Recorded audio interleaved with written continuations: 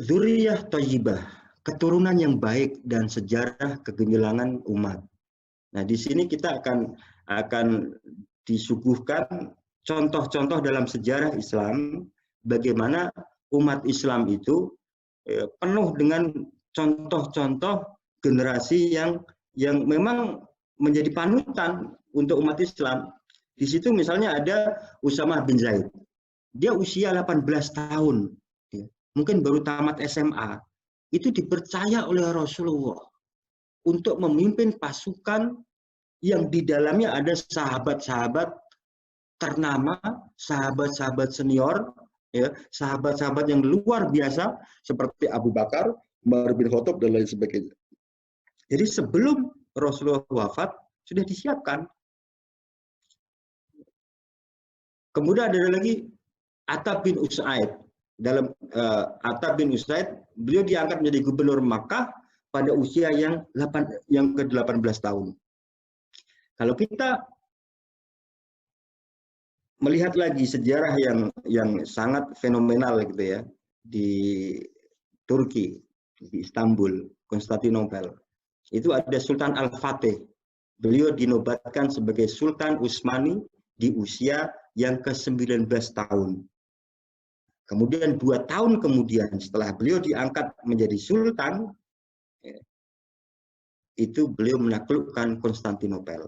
Di usia 12 tahun beliau sudah sangat detail sekali mempelajari bagaimana taktik peperangan dan khususnya bagaimana beliau ingin menaklukkan benteng Konstantinopel yang sangat kokoh pada waktu itu.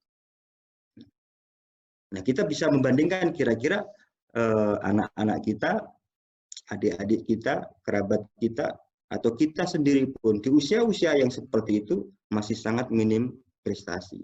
Tentunya kita lihat lagi, contoh lagi, di usia yang ke-25 tahun sekarang, Sultan Sulaiman, Sultan ke-10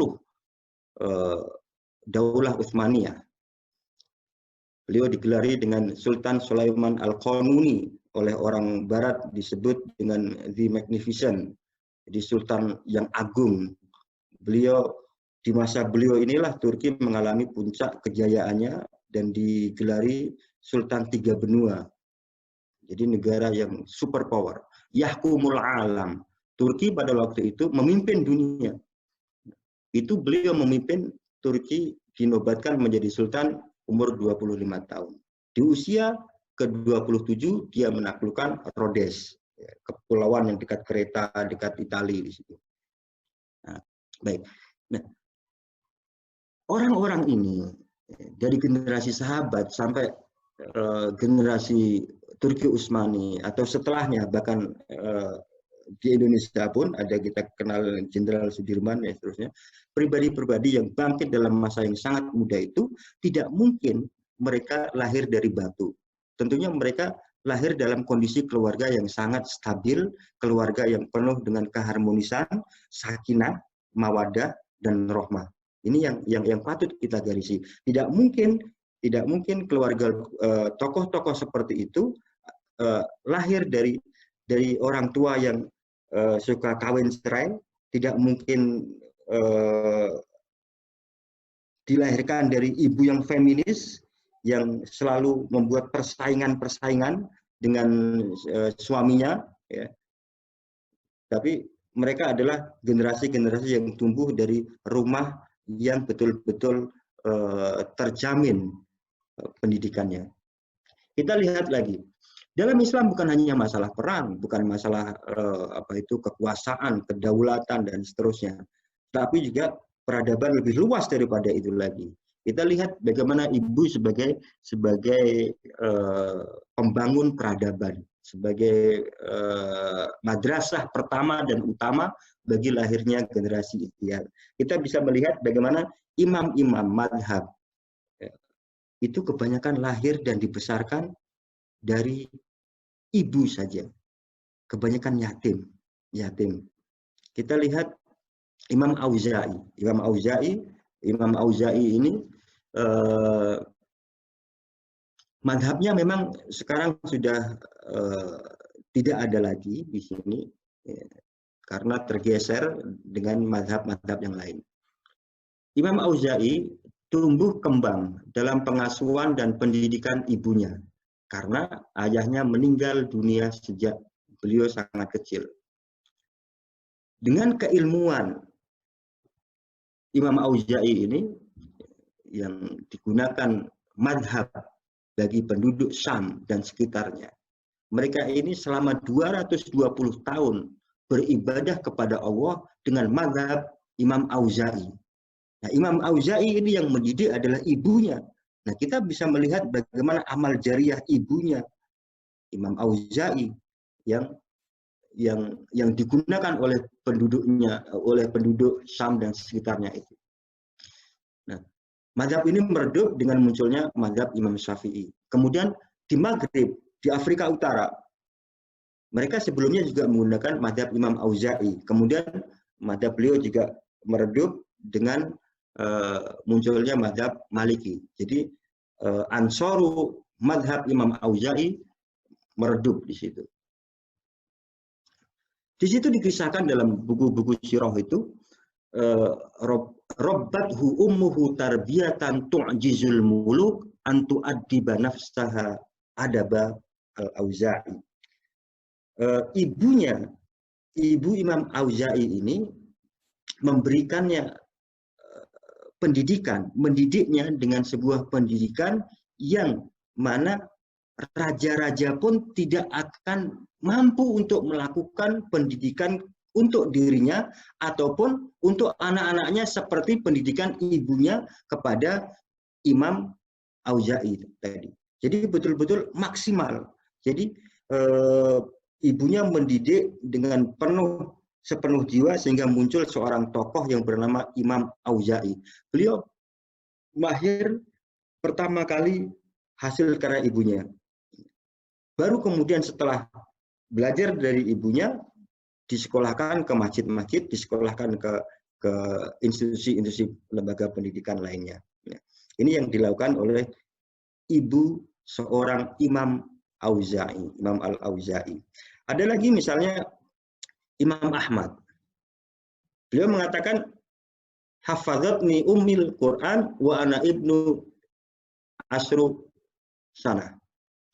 Ibu saya membuat saya hafal Al-Quran itu di usia saya 10 tahun. Kebiasaan ibunya ini agak unik nih. Dan betul-betul istiqomah. Beliau sebagai seorang anak yatim dibesarkan oleh ibunya, dan ibunya ini selalu bangun sebelum subuh, dan begitu bangun memanaskan air untuk Imam Ahmad, lalu mewudukannya. Karena biasa anak kecil, dia tidak bisa dibangunkan langsung wudhu sendiri, enggak, diwudhukan oleh ibunya. Jadi dipaksa wudhu gitu, diwudhukan. Jadi di sini kita bisa melihat semangatnya seorang ibu. Setelah mewudhukannya, beliau menyelimutinya dengan khimarnya, dengan kainnya, ya. Kemudian menghangatkan lehernya dengan selendang jilbab ibunya tadi. Setelah itu kemudian diantarkan ke masjid untuk sholat subuh yang letaknya memang tidak jauh dari yang letak masjid dengan rumahnya itu memang agak jauh. Dan di sini kita bisa melihat bahwasanya tidak ada demokrasi dalam pendidikan. Anak yang masih belum balik, belum dewasa, tidak bisa seorang ibu itu demokrasi mau sholat subuh atau tidak. Tidak ada di situ. Lebih baik anak itu dipaksa masuk surga daripada ikhlas masuk neraka. Nah, disinilah pembentukan nilai-nilai, penanaman nilai-nilai dari seorang ibu, Imam Ahmad tadi. Maka begitu umur yang ke-16 tahun, ibunya mulai melepas Imam Ahmad untuk belajar ilmu hadis. Ilmu hadis. Dikala melepas itu, ibunya mengatakan, ya Ahmad, inna waha idastudi'a syai'an lam yudayyahu. Wahai Ahmad, kalau Allah itu menjaga sesuatu, maka dia tidak akan pernah menyia-nyiakannya. Wa inni astaudiuka indallah. Saya titipkan kamu kepada Allah. Seorang ibu dengan satu anak, Imam Ahmad melepaskan anaknya yang baru remaja itu, bismillah tawakal. Kalau istilahnya sekarang, melepaskan anak mondok, dilepaskan. Jadi betul-betul tawakal kepada Allah. Sekarang Imam Nawawi juga demikian.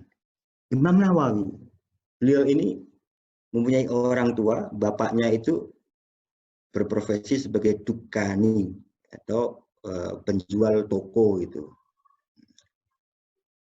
Tapi anehnya bapaknya ini meskipun jualan di toko, sangat mencintai ilmu dan ulama. Maka setiap kali ayah Imam Nawawi berada di majelis ilmu, beliau selalu berdoa, Allahumma rzuqni aliman min dzurriyyati yantafi'u bihil ibad. Ya Allah, berikanlah aku rezeki, ilmu, berikanlah aku karunia, rezeki yang berupa anak yang alim, sehingga orang-orang, masyarakat, umat Islam ini bisa mendapatkan manfaat dari ilmu anakku atau keturunanku. Ini setiap kali beliau mengikuti majelis ilmu. Sebab dalam majelis ilmu itu malaikat mengerumuninya. Di situ satu majelis yang di mana malaikat hadir di situ juga. Maka beliau selalu berdoa. Sebagai seorang penjual di toko, nggak mungkin lagi beliau menjadi ulama, maka beliau berdoa betul-betul supaya anaknya ada di antara keturunannya nanti, ada muncul seorang yang alim soleh, dan dikabulkan.